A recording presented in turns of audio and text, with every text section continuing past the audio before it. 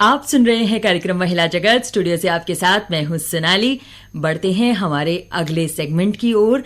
हमारे इस सेगमेंट में हम बात करते हैं, परिचर्चा करते हैं कोई न कोई ऐसे विषय के बारे में जिससे हमारा समाज कहीं न कहीं प्रभावित होता है। मेरी जिंदगी में कभी कभी ऐसा होता है कि हम खुद को तन्हा महसूस करते हैं। ऐसे में अचानक कोई हाथ पकड़कर अगर हमें ये कह दे कि मैं हमेशा तुम्हारे साथ हूँ, तो एहसास होता है कि हर स्पर्श कुछ कहता है। सिर पर माँ का दुलार भरा हाथ हो, दोस्तों के कंधे पर हाथ रखकर मौज मस्ती की बातें हो, या फिर जीवन साथी के हाथों में मीठा सा स्पर्श हो, हर स्पर्श खास होता है। स्पर्श प्यार का भी हो सकता है और तकरार का भी हो सकता है, पर हर रिश्ते में स्पर्श का अलग अलग स्वाद, अलग एहसास और अलग ही आनंद होता है। एक छोटा सा स्पर्श बिना कहे बहुत कुछ कह जाता है। कई बार आपकी दुनिया तक बदल जाती है। ये तो हुई बातें उस अच्छे स्पर्श की जो हमें सुखद अनुभव दे जाता है, पर अगर बच्चों को स्पर्श का महत्व नहीं बताया जाए, जो कि बहुत ज्यादा जरूरी है, और किस व्यक्ति का स्पर्श सुरक्षित है और किसका असुरक्षित, ये ज्ञान कहीं न कहीं आवश्यकता है आज के समय की कि हम अपने बच्चों को सिखाएं। तो आज का हमारा जो चर्चा का विषय है, स्पर्श को पहचानने पर चर्चा करने के लिए हमारे साथ स्टूडियो में हैं डॉक्टर रीना व्यास। आप एसोसिएट प्रोफेसर एंड हेड हैं department of zoology, SPC government college Ajmer से। डॉक्टर रीना व्यास, बहुत बहुत स्वागत है आपका हमारे स्टूडियो में। धन्यवाद, बहुत बहुत धन्यवाद। और हमारे साथ स्टूडियो में हैं चंद्रिका बगरट्ठा जी। आप असिस्टेंट प्रोफेसर हैं गवर्नमेंट कॉलेज उनियारा में। बहुत बहुत स्वागत है चंद्रिका जी आपका भी हमारे स्टूडियो में। धन्यवाद। डॉक्टर रीना और चंद्रिका जी, आप दोनों से ही ये जानना चाहेंगे कि स्पर्श क्या है। उसके बारे में विस्तार से आप हमें बताएंगे कि स्पर्श क्या है। Thank you so much Sonali. बिल्कुल, बहुत अच्छा है कि हमने आज स्पर्श के बारे में आज हम यहाँ चर्चा करने के लिए आए हैं, जो कि बहुत ज्यादा जरूरी है। आज के समय में बच्चे जो कि बहुत मासूम होते हैं और इनोसेंट होते हैं, उनको टच के बारे में इतना समझ में नहीं आता है। उनको तो ये लगता है कि हर स्पर्श उनको प्यार से किया गया है, जबकि ऐसा नहीं है। अब मैं क्योंकि सीधा ही विषय पे आती हूँ कि कई बार बच्चों को जैसे हम बहुत प्यार करते हैं तो बच्चे बड़े खुश होते हैं। उनको लगता है कि हाँ, बहुत अच्छा लगा, जैसे कि हम उन्हें गोद में ले रहे हैं या उन्हें प्यार से, जैसे कई बार हम उनको हग इस तरह से करते हैं कि उनको अच्छा लगता है, अच्छा महसूस होता है, तो वो तो गुड टच है, बिल्कुल सही बात है। लेकिन कई बार ऐसा होता है, क्यों चंद्रिका, ऐसा नहीं होता कई बार कुछ लोग बुरी नीयत से बच्चों को स्पर्श करते हैं? तो उस बारे में मुझे ऐसा लगता है कि आज के समय में बच्चों को ये बताना बहुत ज्यादा जरूरी हो गया है कि उनके लिए अच्छा टच क्या है या बुरा स्पर्श क्या है। आपका क्या कहना है चंद्रिका? बहुत जरूरी है रीना जी। एक्चुअली क्या है कि बच्चे बहुत इनोसेंट होते हैं, बहुत ही उनको समझ नहीं होती कि क्या चीज अच्छी है क्या बुरी है उनके लिए, क्योंकि जो बैड टच करने वाला है वो भी एक तरह से उनको जो है प्यार से या बहला फुसला के ही ये काम करता है। तो उनको ये जज करना हमें सिखाना जरूरी है कि किसका इंटेंशन कैसा है या किसका क्या सोच है उस टच के पीछे।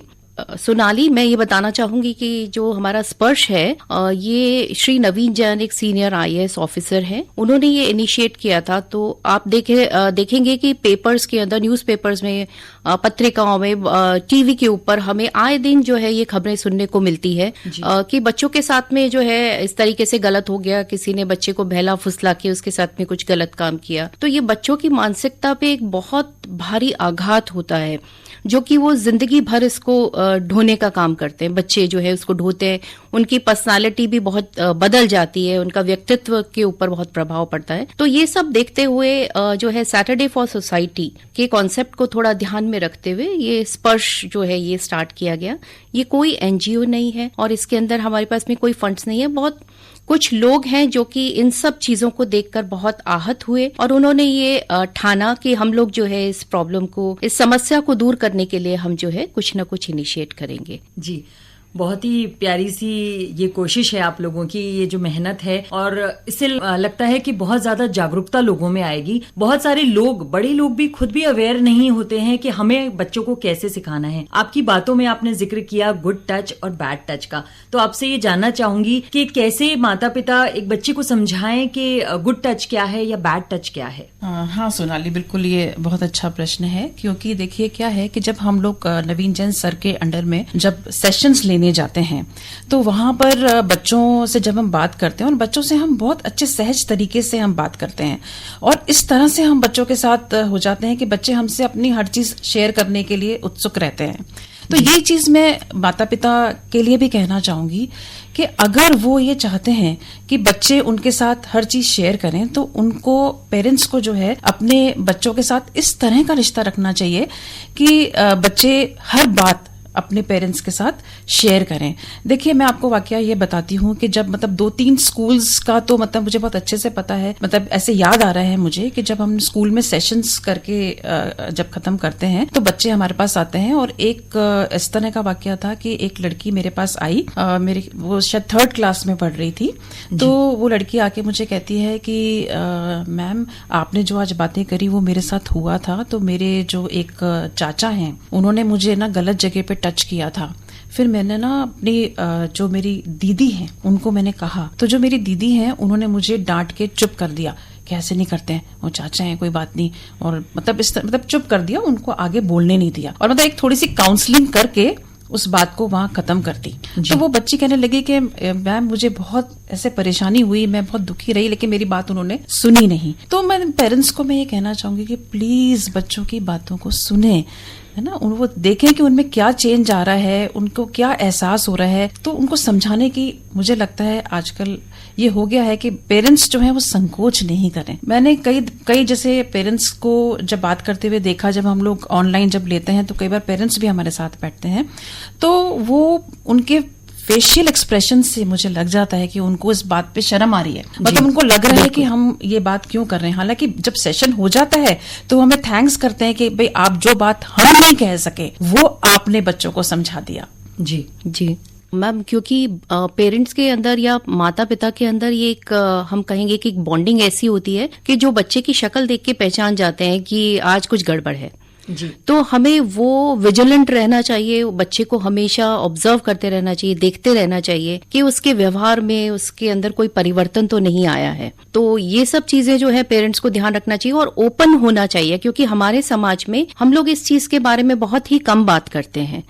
तो ये एक बहुत बड़ी समस्या है। इसी की वजह से ये समस्या जो है बैड टच की जो समस्या है वो बहुत ज्यादा हो गई है, क्योंकि बच्चे इसके बारे में जान नहीं पाते, और पेरेंट्स जो है एक बीच में जो है एक हिंड्रेंस सी रखते हैं कि इस टॉपिक पे बात नहीं करनी है बच्चों से, क्योंकि ये गलत बात है, या इससे वो खुद भी शर्मिंदा होते हैं बच्चों के सामने बात करते हुए, इतना ओपन नहीं हो पाते। तो ये हमारे थोड़ा इंडियन समाज के अंदर, हम लोगों के अंदर ये है कि हम बच्चों से ओपन नहीं है। तो ये एक हमें अपने अंदर बदलाव करना पड़ेगा कि बच्चों के साथ में खुल के बात करें, कोई भी समस्या हो उसके बारे में। जी चंद्रिका जी, रीना जी, जैसा आपने बताया कि माता पिता का जो रिश्ता है वो बच्चों के साथ बहुत मजबूत होना चाहिए, थोड़ा दोस्ताना होना चाहिए, स्ट्रिक्टनेस जरूरी है, पेरेंट्स के लिए डिसिप्लिन रखना बहुत जरूरी है, पर साथ ही साथ जैसा आप लोगों ने कहा कि जो रिश्ता है वो ऐसा होना चाहिए कि बच्चे कोई भी चीज छुपाए नहीं। आपसे ये जानना चाहूंगी कि कई बार यौन शोषण जब बच्चों का होता है, झिझक तो होती है बच्चों को, तो क्योंकि समझ ही नहीं होती कि उनके साथ में क्या हो रहा है, पर क्या ऐसे लक्षण या व्यवहार की अगर बात की जाए तो माता पिता कैसे पहचाने कि हमारे बच्चे के व्यवहार में बदलाव आ रहा है, हम कैसे इस चीज को समझें एज अ पेरेंट्स? जी सोनाली, क्या होता है कि बच्चे के साथ में अगर इस तरीके की कोई हरकत होती है तो वो खुद अपने अंदर एक अंतर्द्वंद से जूझ रहा होता है, उसको भी समझ में नहीं आता है कि वो कैसे बिहेव करे, उसके साथ में गलत हुआ है, सही हुआ है, क्या उसकी खुद की गलती है इस चीज के अंदर। तो ज्यादातर जो है उसमें बच्चा ही ये सोचता है कि मैंने ही कोई गलती की है इसलिए मेरे साथ, तो वो छुपाने की भी कोशिश करता है, सब लोगों से अलग रहने की कोशिश करता है, या चिड़चिड़ा हो जाता है, हमेशा अलग रहना उसको पसंद आता है, या क्योंकि वो सबको ऐसा लगता है कि मैं सबके सामने जाऊंगा तो पता नहीं शायद मतलब मैंने एक गलती कर दी है तो लोग क्या सोचेंगे, या मम्मी पापा को बताऊंगा या टीचर को बताऊंगा स्कूल में तो टीचर क्या सोचेंगी मेरे मेरे बारे में। तो ये सब चीजें हैं। अगर बच्चा अलग बैठ रहा है, बहुत ज्यादा चुप हो गया है, उसके बिहेवियर में नॉर्मल से बहुत ज्यादा परिवर्तन आ गया है, तो उससे हम पहचान सकते हैं कि बच्चे के साथ में कुछ प्रॉब्लम है या कुछ उसके साथ में कोई समस्या है। जी बिल्कुल। ये भी एग्जाम्पल मैं आपको बताऊंगी कि मैं जब मेरा चाइल्डहुड डेज जब थे, तो एक मतलब मेरे और मेरी फ्रेंड के बीच में इस तरह से कंपटीशन रहता था कि कभी वो फर्स्ट आ रही है, कभी मैं फर्स्ट आ रही हूँ। तो उसमें मैंने देखा कि एक बार उसका जैसे ना बड़ी उदास सी रहने लग गई थी, अदरवाइज वो बहुत लाइवली थी, तो उदास रहने लगी। और दूसरा जैसे पढ़ाई में भी देखा मैंने कि मतलब वो इतना आंसर ही नहीं करती थी क्लास में और बड़े ऐसे रहने लगी थी। और उसमें तो मेरे पेरेंट्स और उसके पेरेंट्स ये मिलते भी थे हम लोग आपस में। तो फिर मैंने जो है मेरी मम्मी को बोला, मैंने कहा कि पता नहीं आजकल ये जो मेरी फ्रेंड है वो बड़ी उदास सी रहती है और उसका मुझे थोड़ा डिफरेंट सा बिहेवियर लग रहा है, ऐसा क्यों हो रहा है ऐसा पूरा।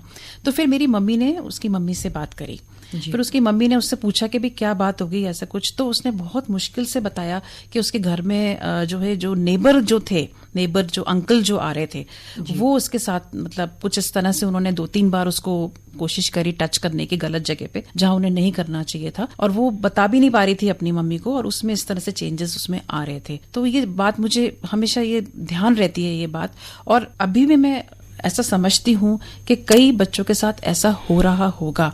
तो मेरा पेरेंट्स के साथ और या टीचर्स के साथ या उनके फ्रेंड्स के साथ जो पीयर ग्रुप है, तो उन सबसे मैं यही कहना चाहूंगी कि प्लीज आप ये ऑब्जर्व करें कि किसी के साथ कुछ इस तरह का हो रहा हो तो उसको प्रोटेक्ट करें या सिक्योरिटी प्रदान करें, उसको समझाएं और जो भी हेल्प हो सकती है वो हेल्प करें। जी, यहाँ पे बात ये आ रही है कि हमने ये तो डिस्कस किया कि पेरेंट्स ने एक बार अगर वो समझ जाते हैं कि कुछ व्यवहार में बच्चे के बदलाव आ रहा है, उसके बाद पेरेंट्स कई बार, जैसा कि आपने भी घटनाओं का जिक्र किया, कि अधिकतर परिचित लोग होते हैं, चाहे वो रिश्तेदार हों, चाहे वो करीबी दोस्त हों या नेबर हों। तो ऐसी सिचुएशन में कई बार माता पिता को ही ये समझ में नहीं आता या उन्हें लगता है कि हमारे रिश्ते में दरार आ जाएगी, जो भी अमुक व्यक्ति है। क्या ऐसा स्टेप एज अ पेरेंट्स उन्हें लेना चाहिए कि उस व्यक्ति को या तो बच्चों के सामने समझाएं या डांटें, या क्या क्या कोशिश होनी चाहिए माता पिता की? बिल्कुल, मैं तो ये कहूंगी कि अब तो अपने बच्चों के प्रोटेक्शन के लिए उनको ये शर्म और जो संकोच है इसको त्याग देना चाहिए, क्योंकि बच्चों को भविष्य के लिए उनको मजबूत करना है। जी। अगर वो इस बात को छुपाएंगे और बच्चे के रिश्तेदार का ज्यादा साइड लेंगे तो मेरे हिसाब से तो ये गलत है। अब तो अगर उनको ऐसा लगता है कि उनके बच्चे के साथ अगर उनके किसी करीबी ने या दोस्त ने या रिश्तेदार ने या किसी ने भी ऐसा किया है तो नो कहना आना चाहिए और बिल्कुल रिवोल्ट करना चाहिए, और इस तरह से मतलब एहसास दिलाना चाहिए कि भी उन्होंने ये गलत किया है। और इससे क्या होगा कि ऐसा नहीं है कि केवल उन्हीं पर्सन को ऐसा लगेगा। अगर आप मना करेंगे उन्हें और उसके अगेंस्ट आप जाएंगे तो बाकी लोगों के लिए भी सबक होगा।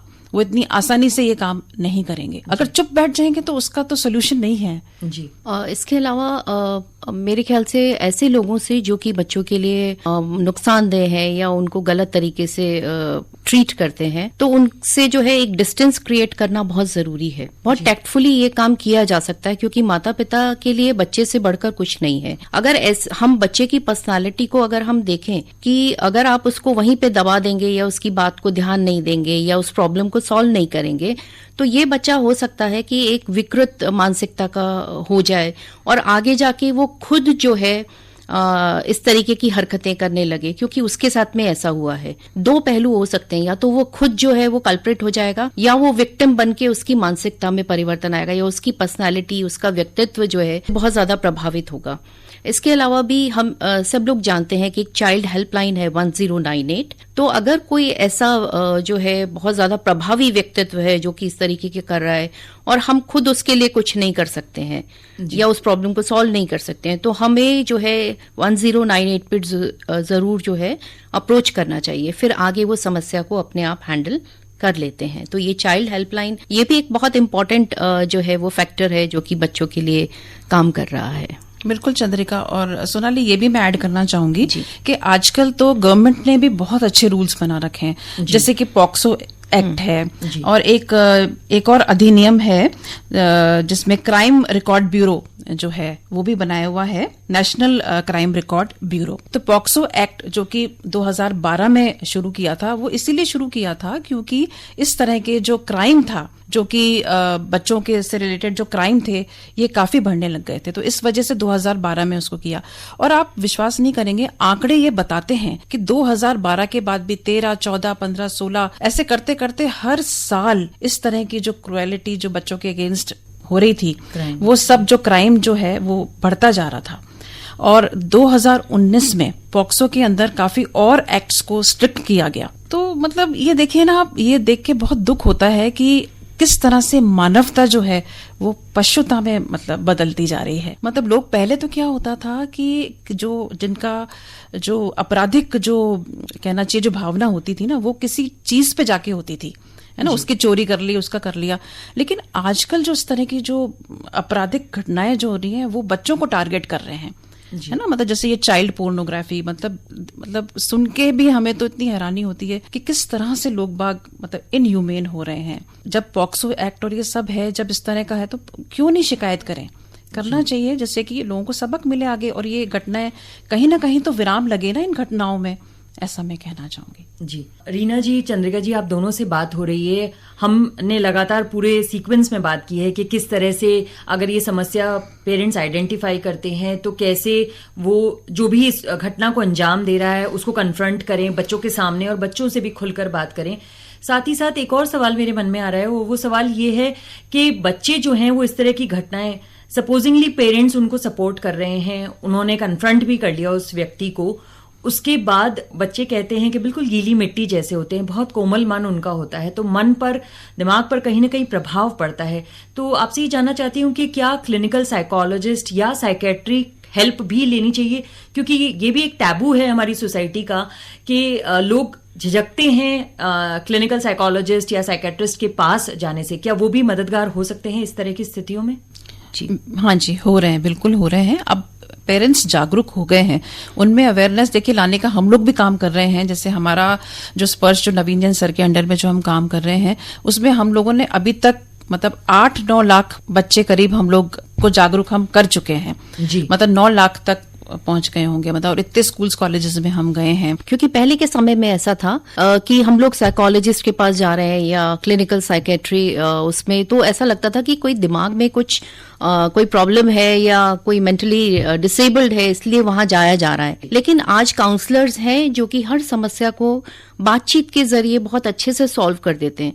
जो बच्चे के एक टेंडर दिमाग के ऊपर इसका जो असर आता है, जिसमें कि बच्चे की मानसिकता विकृत भी हो, वो हीन भावना से ग्रसित हो जाता है और लाइफ लॉन्ग इस हीन भावना को जो है आगे कैरी ऑन करता है। तो उसके लिए बहुत अच्छा है कि क्लिनिकल साइकेट्रिस्ट या जो भी है काउंसलर्स हैं, उनको जो है इस समस्या में हम इन्वॉल्व करें, जो कि बच्चे को जो है एक तरह से रिवाइव करें, उस प्रॉब्लम से बाहर निकालें बातचीत के जरिए। तो ये बहुत इंपॉर्टेंट एस्पेक्ट है। बिल्कुल बिल्कुल इम्पोर्टेंट है। और मैं ये भी कहना चाहूंगी कि जो साइकोलॉजिस्ट्स होते हैं, जब उनके पास जब जाते हैं तो पेरेंट्स भी बहुत अच्छे से मतलब उनको बताना चाहते हैं कि भी क्या उनके बच्चे के साथ हो रहा है ना। मतलब थोड़ा सा चेंजेस अब आने लगे हैं। दूसरा ये भी अब होने लगा है कि टीचर्स को या जो अवेयरनेस जो हम करने जा रहे हैं, उनको भी इस तरह से हम लोग तैयार करते हैं कि वो बच्चों के साथ किस तरह से उनको समझाएं, किस तरह से उनमें अवेयरनेस लेके आएं, जिससे कि उनका जो भी माइंड सेटअप है वो पॉजिटिविटी की तरफ जाए, है ना। और जैसे बड़ी क्लासेस में भी हम लोग लेते हैं सेशंस, बड़े बच्चों को भी हम ये समझाते हैं कि भाई किसी भी तरह से ऐसे नहीं होना चाहिए कि आप किसी ग्रीड में आप फंस जाएं या आपको कोई ल्योर करे किसी चीज से कि भाई हम तो ये कर देंगे। आजकल मतलब जैसे जो ऑनलाइन जो आजकल चल रहा है सोशल मीडिया जो है, तो इसमें भी कई बार बड़े बच्चों को ल्योर करके गलत रास्ते पे चलाते हैं और उनको ये इस तरह की एक्टिविटी करने के लिए कई मजबूर करते हैं कई लोग। तो उनको भी साइकोलॉजिकली बहुत साउंड करने की जरूरत है कि वो गलत रास्ते पे नहीं जाएं, वो अपनी राह से भटके नहीं। जी डॉक्टर रीना और चंद्रिका जी, आपसे इतनी सारी बातें की, चर्चा की एक बहुत ही महत्वपूर्ण विषय पर, इतनी सारी बातें तो हमने की। क्या एक खास संदेश है जो आप चलते चलते हमारे सभी श्रोताओं को देना चाहेंगी? हम बस यही कहना चाहेंगे कि बच्चे हमारा भविष्य है और इनके बचपन को हम सुरक्षित रखें, इनको स्पर्श के बारे में बताएं, इनको गुड टच और बैड टच के बारे में बताएं। माता पिता, टीचर्स और हम सब लोगों का ये दायित्व है कि हम बच्चों को इसके लिए अवेयर करें। बिल्कुल, मैं भी यही कहना चाहूंगी। जीवन बहुत बहुमूल्य है और सुंदर भी है, लेकिन वो सुंदर तभी है जब हम उस जीवन को अच्छी तरह से जीने की कोशिश करेंगे, उसमें कभी भी हम नेगेटिविटी नहीं लेके आए। तो उसके लिए स्पर्श को क्या आपके लिए क्या बुरा है बच्चे के लिए और क्या बच्चे के लिए अच्छा है, ये जानना बहुत जरूरी है। और उसमें मुझे लगता है कि पेरेंट्स, टीचर्स, समाज, ये सब बच्चों के कोमल मन पे अच्छा असर हो, उसके लिए एफर्ट्स करें तो हमें अच्छा लगेगा। जी, डॉक्टर रीना व्यास और चंद्रिका बगरठा जी, आप स्टूडियो में आए और आपने अपने कीमती समय में से समय निकाला और इतनी सारी इस बहुत ही इम्पोर्टेंट टॉपिक पर आपने डिस्कशन किया। स्टूडियो में आने के लिए आप दोनों का बहुत बहुत धन्यवाद।